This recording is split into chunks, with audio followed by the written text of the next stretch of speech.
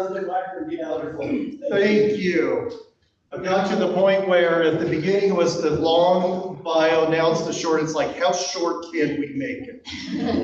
So the shortest we can make it is not one at all. So I love that. It's so great to be with you all. I hope you don't mind. I'm going to stand and I'll try to kind of move around. I don't want to get in the way of the slides to our friends back here, but it's great seeing you. I'm going to be teacher today, and that's what I love doing because I miss that. I miss being an instructor, so this is very, very enjoyable. I appreciate all that you do. Thank you for being here, for showing an interest in this part of your profession and in instruction, because it's so incredibly important. It's how we reach our students, and this is just absolutely critical to what we do as an institution. So thank you all very, very much. I value the work that you do. We do. As an institution, we value you and appreciate you. I'm going to talk a little bit about the students that we have today in 2025. Why? Because you know, I feel like I am one, even though I'm not. It's been a long, long time. But I've raised a few, and I've done some research, and knowing and understanding the students that we teach, what motivates them, what drives them, what their experiences are like, are critical to help us to be effective. So before we do that, though, really what I want to talk about is the state of higher education. So we're going to get right into it. And if you have questions, please raise your hand. If you're on Zoom, welcome. We're glad that you are joining via Zoom. If there are questions, just simply let us know, and I'd be happy to address those. These three bullets are what I really refer to as the imperatives for higher education today in 2025. And I think it's important for you all, for us as faculty instructors, to know the state of play of higher education. Contextually, where do you fit this profession? Where do we fit as an institution, as we're teaching and as we're thinking about the state of higher education today? First of all, we are now more than ever needing to demonstrate our work and the value of what we do. And that's just where society is today. There is enough questioning the value of higher education, its role, its purpose, that it's something that we need to be thinking about. Demonstrating our community, our state impact as a state institution. This is something that I think about all the time. It's something that I spent literally all last week talking to legislators about. As a public institution, being able to demonstrate and show the impact that we have. We do matter. We all know that we matter. We all know why, the many reasons why. Unfortunately, there's less and less people in our communities and in society that understand and believe that. And so it is a fight, literally, to be able to demonstrate our worth and the value that we bring. And I think it's important for us to understand contextually that is the case. And what you do in your classrooms, you play a part in demonstrating the value that we bring as a higher education institution. And please realize that whatever your discipline is, you're working with students, the teaching that you are doing, the research you're doing together, the work that you're doing, the mentoring that you are doing, that is demonstrating that impact. At a one-on-one level with our students, at a community level, at a state level, and at a national level too. I think another imperative is the changing demographics. I've talked a lot about this, especially in this state. This state is one of only 12 states in the nation that will see growth between now and 2040 at the high school level. Not even the state of Utah will grow during that period of time, but Idaho and Montana would. It's about the only two states in the western part of the United States that will see growth at the high school level. We're flat, we'll see growth, and then we'll be flat, but over a 12-year period, we will see growth. The other major area in the United States is the Southeast. Texas through to Florida, the whole South, will see growth as well. Now, why am I talking about that? Well, we have to understand the growth that we're going to see. The growth that we're going to see in Idaho, we are going to see a lot more first-generation students. We are going to see a lot more students with diverse backgrounds, underrepresented students. Guess what? That's going to impact your classes. And that's going to impact what you do in the classroom, because you, over the next 10 years, are going to see more and more students that are going to come to you, perhaps a little less prepared.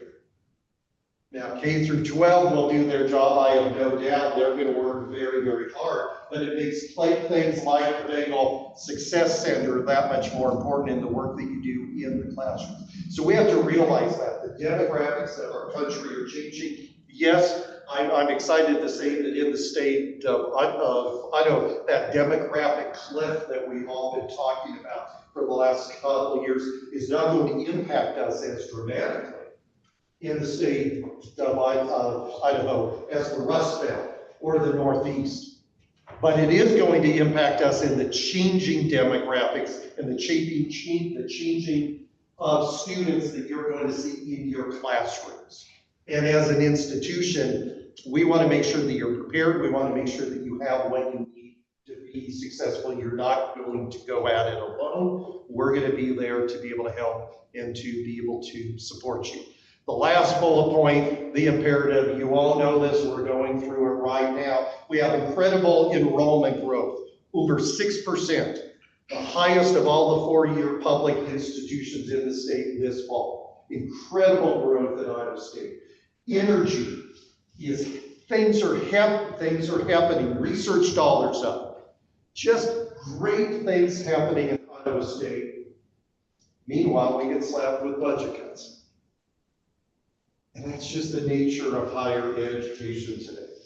I said this once in a leadership seminar the institution does, and they ended up literally giving me bumper stickers because I said, if there's one thing, if there's a bumper sticker that I could give out across campus, it would say change happens. Because that's just the nature of higher education today. It's the nature of society that we live in. Think about all that's happened in our country in the last 20 years, from a recession to a pandemic to administrative changes that cause these huge swings in politics. You think about all of that and how it impacts us as an institution. Literally, we are changing year to year. The playing field is changing. And so if you think we're going to get away with one budget model through all of that, or through what's coming ahead, we're fooling ourselves. Every year, we're going to have to, what I refer to as the second bumper sticker, and that's stick and move. We're going to have to stick and move. We're going to have to pivot. We're going to have to adapt. We're going to have to evolve. We're going to have to change. And we're seeing that right now with our state. Revenues are up, just not up as high as they set the budget. What does that mean? Budget cuts. And so as an institution, we were so proud on July 1st to get a balanced budget for the first time in nearly 10 years. And I'm proud of all of us for doing that. And we should be very, very proud of reaching that balanced budget on July 1st. It lasted 2.5 months. 2.5 months. And then the 3% bumped us right back into the red again. My goal is to build resiliency within our budget, so we get hit with a 3%, it doesn't dump us into the red. Eventually, we will get there. But we have to realize that things like controlling costs, finding efficiencies in budget cuts, that's just what we're going to experience. If we don't get it at the state level, we're going to see tremendous swings at the federal level as well. It's just the nature of society. It is the nature of the state, the country that we live in. And so we need to build resiliency and structures within our model to be able to withstand that, but also realize that that's going to mean that we need to change. A couple of solutions and ways that higher education institutions like Iowa State, ways that we are responding. We have to be both transformational and transactional. We have to be transformational for those 18 and 19-year-olds that come. They don't know what they want to do. They don't know who they want to be when they grow up. They come and they explore, and it's a transformational experience. And you're part of that in your classrooms. And I love that. That's so incredible and so rewarding. I remember that. It's incredibly rewarding to be able to see that transformational experience with our students. At the same time, we serve a lot of non-traditional students. I was a non-traditional student. Oftentimes they come, they just want the certificate. They want the salary lane change. Now you can sneak some transformational stuff in there as much as you can, but sometimes our students and the students that we're going to have to serve are going to be much more transactional too. So we have to be both. We have to be transformational and transactional as an institution. I believe that there continues to be value in an institution like Idaho State University, a comprehensive research public university, where we can be everything to everyone. I really, really think that we can, and I believe that we need to be in society, in the state. We need to not be afraid of change. Transparency matters. We need to value our people.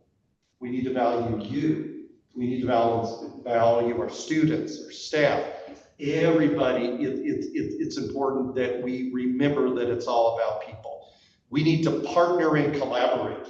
You're seeing that now. Some of you are involved in classes that we're setting up as we're partnering with the College of Eastern Idaho, the College of Southern Idaho. We have expansions to Lewis Clark with our health sciences programs. Partnering together and collaborating is incredibly important. We do that. We've been doing that for years at the research level. We're going to do that a lot more at the academic program level as well. And then you all know this because you're experiencing this, the ways that we teach, the modalities that we teach it will continue to adapt and change. We all know COVID just exacerbated that. The numbers show prior to COVID, students wanted more online classes, faculty wanted less. What happened after COVID? It's actually flipped. We now have students, especially our traditional students, that are coming in and saying, I want a face-to-face experience.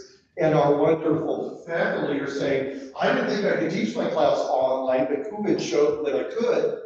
And so I want to be able to do that too. It's amazing what that global pandemic did to the higher education environment. And so online, face-to-face, hybrid, all of those now, we're playing in that field, and we're going to need to continue to play in that field. So we're going to talk about the students now, but I wanted you to get a sense of how I see sort of the current state. Please. So I'm really excited that we're going to have more of these options stick around. My one question is, a lot of my students who are interested in that hybrid modality for one reason or another, are we still going to have the sort of hybrid fees or online fees that are like normally associated with that, or is that a work in progress? So we have slowly lowered to the point there where we will do away with our online fees. Awesome. So we will no longer have an online fee at this institution. Whether or not we'll be able to maintain that or not with the budget cuts that we have and with the expenses. People often think I've been administering online programs at institutions for many years. People often think that online is cheaper. It's not. Especially if you look at the digital platforms that we have to use, those are increasing exponentially via cost. And so We're going to have to continue to look at that, but I think as an institution, we'll continue to have a multi and a variety of formats for our students. Well, let's talk about our students then. What are students saying? This was Inside Higher Ed's Student Voice from 2024. See if this resonates with what you have heard. 40% of students want their professors to help them better connect what they're learning in class to issues outside the classroom or to their career plans. Now, you might say, well, that's less than 50%. Well, 40% is still high. Think of it in terms of 40% want to see a change. 40% of students want to see this more. 35% of students want to get to know their professor better. We're going to talk a little bit about that later, but this theme of connection and engagement is coming up in a powerful way, especially with the generation of students that we're seeing on our campus now and what they all experienced in junior high and high school with COVID. They want a connection. They need a connection. 32% want opportunities for social connection and building a sense of belonging. Think about the numbers. Think about what that means. Over 30% of our students need that, and they're asking for it. 30% want more mental health initiatives. We've known that the last several years, right? We know we're in a mental health crisis, especially for adolescents and for young adults. That's just a reality. They're in your classrooms. I know you're seeing signs of that with the students that you are teaching. We are in a crisis moment when it comes to the mental health and well-being of our students. 60% of adult learners say balancing academics with personal, family, or financial responsibilities as being the most stressful. Okay, that hits home here in Idaho a little bit more. We have a very conservative base. Our students tend to not go into debt for their education, which means they do what? They work. They work. They would rather work than take out a subsidized federal loan. There's that balance problem then. And we're getting a lot more non-traditional students. Remember the previous slide. The demographics is changing to more first gen, but in this state we have a lot of some college, no degree. They're just sitting there waiting for us to help them and support them to finish that degree. They're going to be balancing. I was 2 of the 3 degrees that I have. I was a non-traditional student. I was balancing family, jobs, community involvement, school. It's a challenge, and that's what so many of our students are doing that now. 35% want more flexibility with course deadlines. You just please make that happen. Not a shock, right? A lot of that goes to the previous bullet. You might sit there and say, oh, that's just students. They just want more time. But if you look at it in the context of the previous bullet, it makes sense. They're struggling. They legitimately are busy. They're busy. Sometimes some of these students, they're just trying to make ends meet. Food scarcity, housing scarcity. They're just, and again, you put that on top of first generation students that don't have parents who have done this before, that they can rely on to be able to help and support them, not just financially, but mentally and emotionally, how to navigate this world of higher education and the university experience. So this idea of flexibility, plus remember the students that we're seeing now are the students that had a heck of a lot of flexibility in late junior high and high school because of COVID. You had public school teachers that were just trying to survive with their students. And so students are coming here. Wait. There's a deadline. I have to turn that paper in a week. I hear that from my own kids. be away. So I come at it as a parent too. 6 out of 10 stop outs report not participating in any activities, research, or paid or volunteer work. I did a study years ago at the institution where I was at. It's when analytics was first coming out. And we discovered that students who went to football games had a higher retention rate than students that didn't go to football games. Now, did it have anything to do with football? No. What was the underlying story? Involvement. Involvement and engagement. And those students that we're seeing, and we see that here, we know we see that here, those students that are stopping out are the ones that are not engaged. 48% want help finding jobs and internships. Again, that matters. So our students especially, they're working, but they desperately want to work in fields that make sense, that align with their education too. 78% say they're at least somewhat confident that their education and experiences are preparing them for success. Okay, I love that number. 78 is a good number. Wish it was a bit higher though.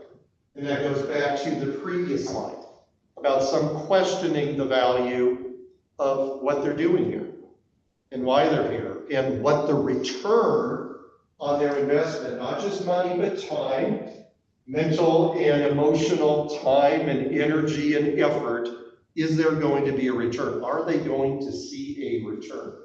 Now again, I want to be careful. You don't carry all this on your shoulders. I don't want you to think that I'm telling you this as faculty and staff, but you carry the weight of all of this. This is something that we as an institution have to address contextually, which is why we have things like student involvement, NASISU, why we have things like the Bagel Success Center, one of the reasons why I feel, and again, we can talk about this, our athletics program, yes, it's an expense, and yes, we can talk about the value that it brings, but I will argue for it for a couple reasons, and one of them is student involvement and engagement, in a sense of pride and well-being in an institution, in a sense of place, in a sense of community.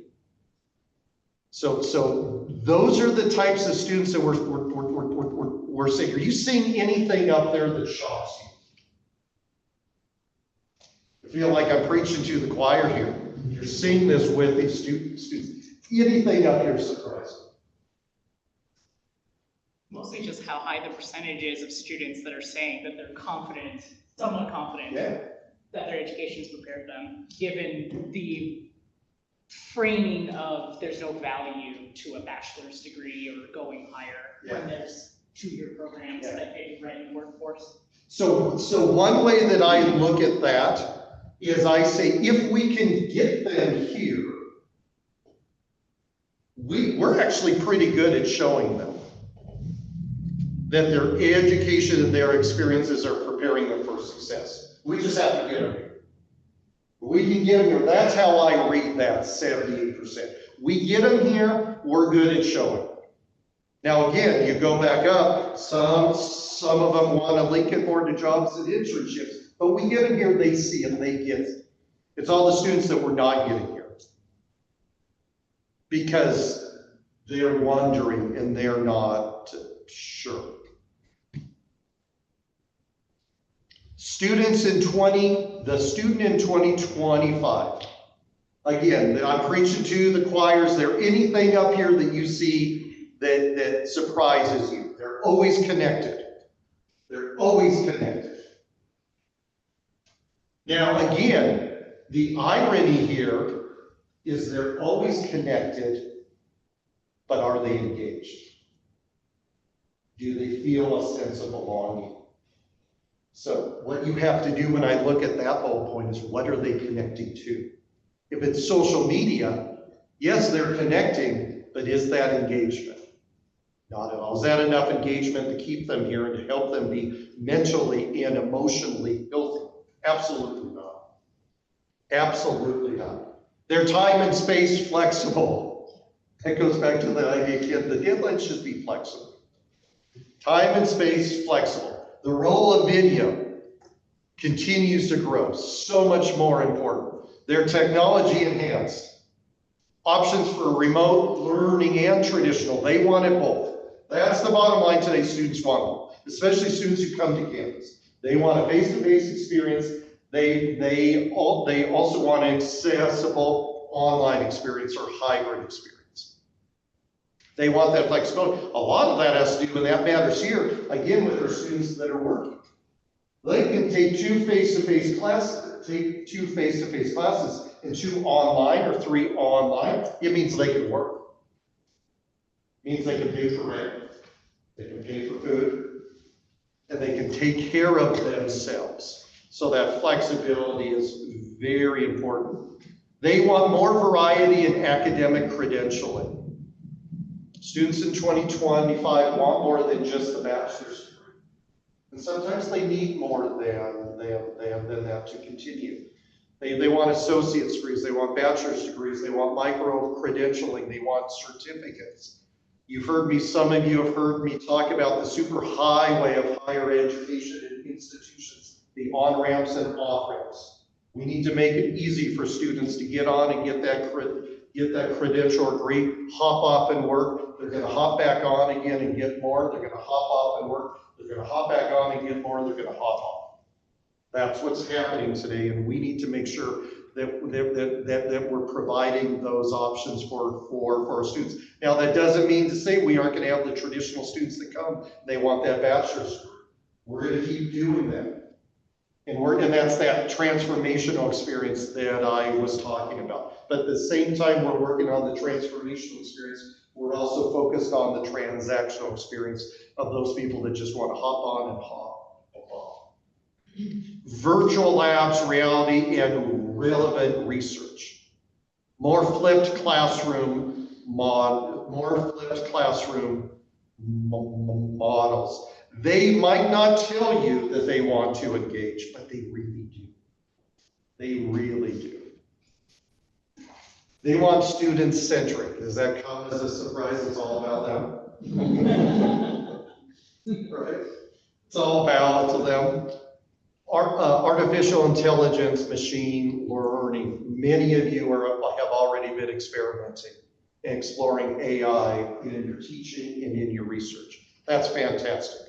We have a task force that's involved right now, working very, very hard to explore what our decisions as an institution need to be related to AI, from a teaching and learning standpoint, from research, for work productivity, so many different categories that AI is and will continue to influence.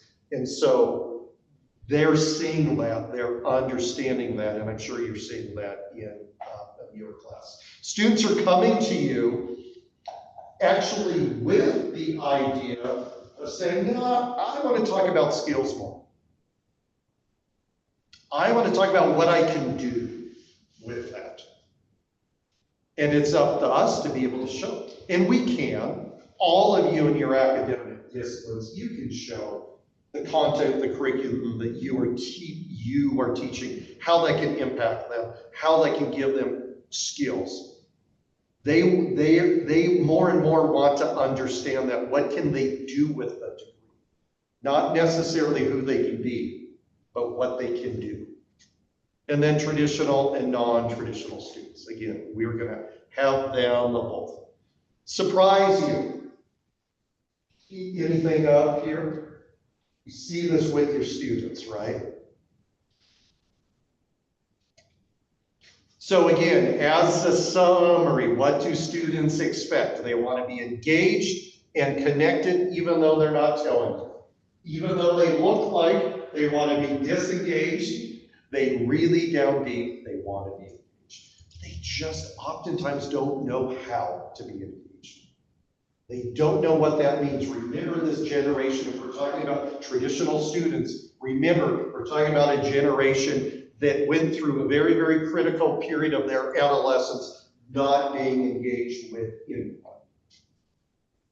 So they need to learn what engagement means. So they might tell you they don't want to be, but what they're really saying is, I don't know how to be. And we can help them in our classrooms to be engaged through the teaching and learning environment, through experiencing the curriculum and your classes and how you engage your students and how you talk to them. They want to connect course materials with their future. They want to see relevancy. And we're going to have to, more than we've done before, we're going to have to talk about what that relevance is. We're going to have to point it out for them. We're going to have to connect the dots, or help them to connect the dots.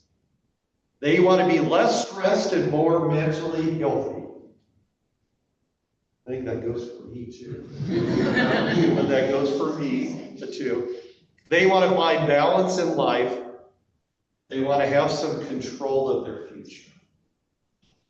And they want to use technology and innovation effectively. Anything that you see there that's surprising? Okay. So I love this framework. Is anyone familiar with Liz? Liz, 5 senses of the student framework. Okay, I love this. This is a great framework for what we've just described as the type of students that are coming to us in our classes. Students want a sense of capability. That idea of we're preparing a 360 student experience, we want them to be successful in everything. These are the things that we in our classrooms and we as an institution need to be thinking about. They want a sense of capability. What does that mean? They want to know that they can do the work, that they can accomplish it, that they're capable of doing it. Gone are the days where, and I'm sorry if you're still doing it in your classroom, I respect it, but gone are the days of survival of the fittest. That's just not our society anymore. It's just not. We can't think with that mentality anymore. I'm just going to teach them. If they do well, they do well. If they don't, they're gone. Okay? That was 30 years ago.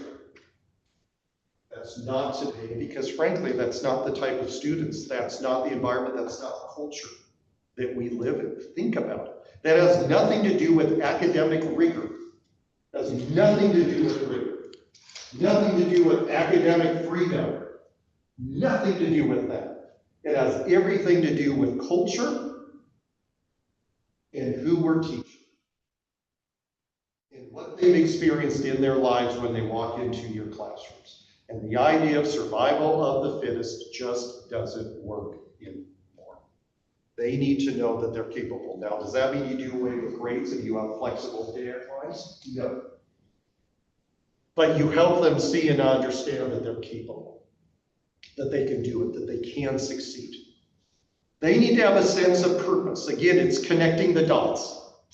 They need to see what they're doing in your classroom matters and how it matters within the major, within life, within the profession that they might be thinking about. They need to be able to have that sense of purpose and understand why they're there. Now, a lot of these things, both capability and purpose, that's not, again, I want to stress, that's not just on you.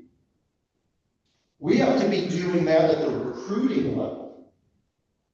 When we go out and recruit students, our recruiters need to be talking about capability and purpose. We need to be engaging. They need to be doing that at the K through 12 level, talking about capability and purpose. So again, I want to stress, this is not all on you, but you're a part, you can be part of the solution and part of the effort to help and to provide. There it is again, that sense of connectedness.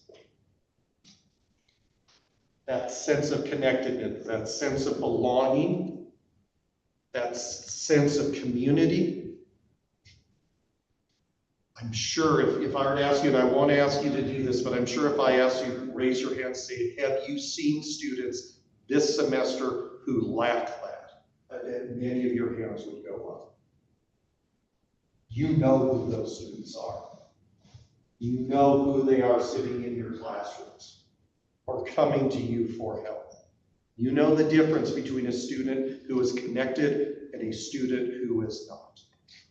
And again, I want to be very sensitive to the demands that are being placed on you. You have a curriculum to teach. And it's very, very demanding. And you don't have the ability to be a counselor to every one of your students hours and hours and hours. And we know for some of our students, that's what they need. But you can help them. You can point them in the right direction to resources, to ways that the institution can help and serve them. And you can just be on the lookout and be letting the institution aware of students that you feel might be struggling. It's you just being aware that that need is there for those students to connect, and the students that you know aren't. They need to have a sense of resourcefulness. This one and the next one, academic culture, matter especially to first-generation students. When they come and navigate, when they step on a campus for the first time, and they don't have anybody telling them how to do it or what to do. They need help being resourceful, knowing who to go to, how to set up a meal plan. What can the library afford? What support can the library provide me? What is this Bengal Success Center? Why be involved in activities with student government? They need to be able to connect and find resources, and that you can do as faculty and as professionals. You can point things out, especially to your traditional students here. Tomorrow, we have 2 great men's and women's basketball teams back to back. I know you got that assignment due on Wednesday. Go catch a basketball game. Great football game this coming Saturday. Or great performance up at the Performing Arts Center. Go take some time. Go see it. Go enjoy it. Go experience it. Try bringing that up in your classrooms occasionally, your classes, and just say what's going on campus. Get your students to connect. Also, let them know about things within student affairs, resources that they have available. They need to have the sense of academic culture. Describe for me the culture that Idaho State University, what culture do we provide? I'd love to get your thoughts. What's our culture here? I've been here for 21 months, so I'm curious to hear. I've seen it as a newbie. Tell me, those of you who have been here longer, what's our culture here? Oh. Go. I was going to say, ISU, more so than anywhere else, is truly a student-centered and student-focused university. Students really have a lot of ability to talk to their professors, talk to the department chairs, talk to the deans, and get positive responses out of all 3 of those types of things, all the way up the chain. It's great. So I've had this unique experience where I've got to experience it as a student, and then as a graduate student, and now as a professional. And the one thing that sticks out to me is again, very student-centric, so I will echo that. I perceive it more being student-centric in that there is an activity or a club or organization or something for every single student. I mean, it's really cool to walk through the sub, primarily where I'm at 9 times out of 10 end of the day. But it's really cool to walk through and just see all of the organizations that we have, tabling in the sub, or all of the organizations that have events going on, or the clubs that are, hey, we're just trying to get our name out there, come hang out with us. It's really cool to see the different ways that students can engage. But by that same token, I also see I need that as an opportunity professionally to be like, okay, we have all these opportunities, you see all these opportunities, what's stopping you from plugging in to all these opportunities? It's great, I love that. What else? What's your culture? What do you perceive? It's the accessibility and approachability. The fact that we're willing to meet any student where they're at and let them in the doors and let them know they're worthy of learning. I love that. Other things? I echo Erica and having the same experience of being first gen, the student here, and now as a professional. And I would say one thing that's really unique to ISU is the sense of community at the faculty and staff level, as well as the student level. Like when I was a student, when you do have to go find those resources and find a CPI, I went to Honors, and Honors connected me with the psychology department, and Honors connected me with Trio, and all of these different resources on campus that a lot of other universities don't have, where how does Honors have that connection with Trio and Psych and Biology to be able to make those recommendations for students? So I would say the sense of community connection with faculty and staff is really unique. Great, thank you. Other thoughts? Please, I think one thing that sticks out to me is the opportunities for undergraduate research, I think, are huge. That's not something that you get at a lot of research institutions. As coming in as a sophomore, I got into a research lab in a chemistry department, and you know, that's something that a lot of students don't get that opportunity until they're in grad school. please. I want to echo that, and I'm really glad you brought that up.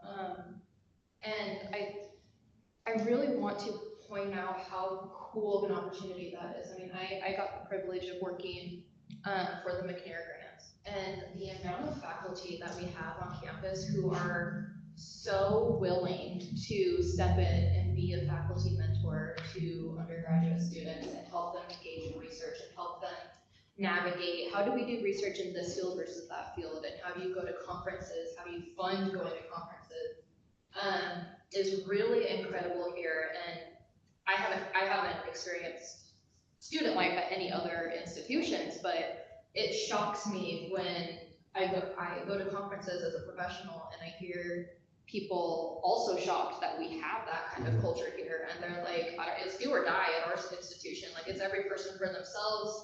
Have fun, good luck. Professors are super hard to get a hold of. So that is a really, really unique thing that we have here, that faculty are so willing to help students engage with research. Is it surprising that we are succeeding as an institution? You think about what we just heard, what makes our culture, and then think about the slides that I presented about the student of 2025. Are you connecting? We're already doing such a fantastic job of recognizing what it is that our students need. It's really, really exciting, and it's gratifying. It truly is. And this institution is and will continue to succeed because we're doing that. We're making those connections. So we are about a student-centered experience. I apologize about the small font. It's really small. It goes on a student-centric experience low. You all know goes outside of the classroom too. It goes to things like more financial aid modeling and packaging. It's workforce partnerships. It's access for diverse student populations. It's developing new learning models and educational pathways for emerging student market opportunities. That's about it. What does that mean? It means that we're finding ways to connect students and connect students to the workforce, to whatever their education and academic goals are. If that's workforce, if it's a better life, if it's improved life, if it's transformational, if it's transactional, we're going to find new ways to do it. Why? Because it's all about the student. Now, I'm going to step aside and editorialize here for a second. This is when it gets tricky to talk about budget cuts. Because what do we need to do as an institution between now and July 1st? We need to find $8 million. How do we find that? But keep this. That's the difficulty. That's the challenge. Because that's mission driven. And what I just heard about our culture already being student centric, we can't lose that. We cannot lose that at all. We have to maintain that. And so it's critical going forward together that we don't lose that student-centric experience. You can read through those. I'm not going to go through the exhaustive list, but it's about being student-centric and how we do things. Faculty impact. And I would say staff, because we have staff, we have professionals here, so faculty and staff impact. You are on the front line. You are boots on the ground. You are the face of Idaho State. You see the students a lot more than a lot of people at this institution do. That means your impact is greater. Your influence goes beyond the classrooms. Students look to you for academic, professional, and even personal insight and direction. Now, I know you have to be careful with that. You all have your lives. You all have your family lives. You're all balancing things too. We all are. We're balancing personal and professional life. We'll talk about how hard it is to not take things home. But students are looking to you. And you do have that interaction. You're right there with them. You're one-on-one with them. Your impact is incredibly important. Okay, I do have to put a plug in for being a mandatory reporter. Please don't forget that. Now more than ever, your ability to report, the requirement for you to report, when you hear of things or a student comes to you, or is incredibly important for us as an institution, and the responsibility and accountability that we have. Beyond a mandatory reporter, sometimes it's you just reaching out to a student and say, hey, are you doing okay? You represent the quality measure for students. If we're to measure the level of quality that they have here at Idaho State, I love things like our buildings. I love things like our athletics program. I love things like our performing arts. I love things like our grants. I love all that makes this institution. But when you boil it all down to it, the quality of what we do as an institution is truly, really measured one-on-one. One-on-one with our students. And not to get too business-like, but there are customers, and they're paying for it. And our quality, and the quality of what we do and how we do it, boils down to that one-on-one experience. And that happens in the classroom, that happens in the research lab, that happens in the office or in the center. It happens for a performing arts center, it happens on stage, one-on-one with faculty and mentors. That's where that one-on-one happens. That's where we measure quality. That's where quality comes from. I want you to know that I appreciate you. I appreciate the fact that you do determine the quality. You chose this profession. I did too. We chose to be here. And we can have such tremendous impact. And I think it's incredible. And I appreciate the work that you do. The hours that you spent in preparing professionally, preparing the services that you provide, preparing the curriculum that you teach, performing the research that engages students.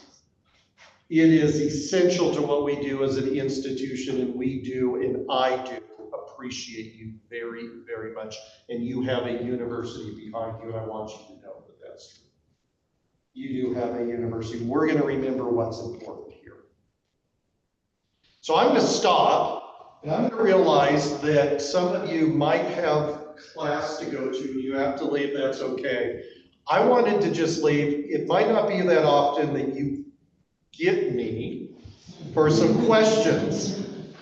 And I actually want to open up the floor to anything, whether it was something that we discussed here or something else. I don't care. I want to give you, if you can be here for 10 minutes, I can be here for 10 minutes.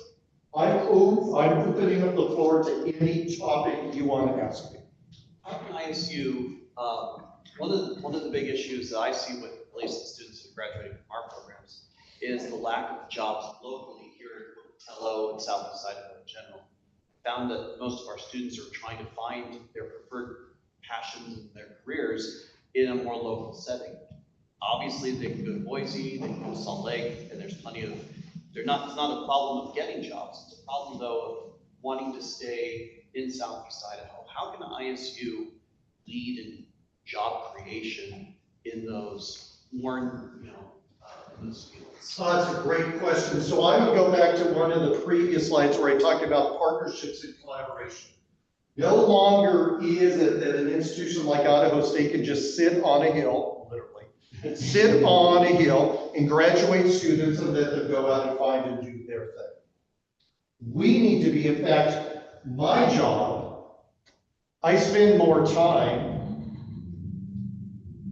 off campus, making connections, partnering. Our deans are doing that. Our department chairs are doing that. Some of our faculty are doing that with local industry. We need to be making those connections more. We can't simply just sit here with a very large glass bubble over us and think that we're going to teach what's needed in our community. We're going to teach what's needed in our state, and it's going to be okay. We're going to send them out, and they're going to be okay. There's no bubble over us anymore. We need to engage with industry, with employers. We need to be talking with them. We need to see what they need, what they want. What does our community need? Whether it's Chamber of Commerce, whether it's government, whether it's Rotary, whatever it is, we need to be engaged. We need to be reaching out and talking to make sure that our students, we're graduating students in the areas that are needed in our communities, not only for existing jobs, but new and upcoming jobs too. So in my mind, my answer to that question is we have to embrace it, we have to engage that. Kind of the opposite direction. So you had mentioned the 78% happiness with education is once we can get them in. Do you have a vision for how we can actually raise the profile of ISU as a first choice and not a, It's a great question. BSU's a little bit further over there. It's a great question, and that just boils down to all of the things. I'm going to put my marketing recruiter hat on that. It's presence, it's brand awareness. I want a digital billboard on I-15. No, seriously. You think about it, there is one public institution in the state that has three campus locations that all border a major interstate. What institution is that? ISU. Here in Pocatello, Idaho Falls, and Meridian on I-84. None of the other institutions can say that. Now, I'm being a little funny with the digital billboard, but it's brand awareness. It's getting out. We need to be out in the high schools. We need to engage with our employers. We need to be out there. We need a visible presence, and that's happening. I think at over 6% growth rate, when the other institutions are seeing a lower growth rate, is showing that we're getting out there. We're getting out there more. There are open markets out there that we are very, very interested in exploring. We're doing data right now. We're pulling in information to see where those areas are at, but we need to be visible. Absolutely. I think there was a question behind you. We have a Zoom question. How do we deal with a scenario where we're dealing with an $8 million loss with faculty already potentially stretched to capacity on their course and advising loads being stretched even further? In my mind, I'm interpreting what you're saying to be deeply connected to the work we do in the student success programs like TRIO, but I'm interested in your perspective here. Again, thank you for your time. It's a great question, and it's something that's weighing on me. Again, going back to this idea of how do we cut, but not cut mission, and not cut purpose. I don't know what that answer is. Frankly, that's why we've been engaging with all of you in open discussions. Because it is literally going to take a village to figure this out. It can't be just me. It has to be all of us together finding where those efficiencies are, where those things are that maybe we can evolve and adapt and change and do it in a way that brings cost efficiency and savings to us as an institution that doesn't disrupt the core mission and the things that we do well. I don't have the answer to that, but I know we're going to do it. I know we're going to find it. Already the things that I'm hearing back that are coming from the meetings that many of you have been involved in are incredibly constructive ideas that are coming forward that are going to help us make sure that we don't give up too much, that we continue to do what we do. So I'm going to punt a little bit and not answer that directly and just say that it's going to take a village, and that's why we're engaging together to figure this out. One more question before the bell rings.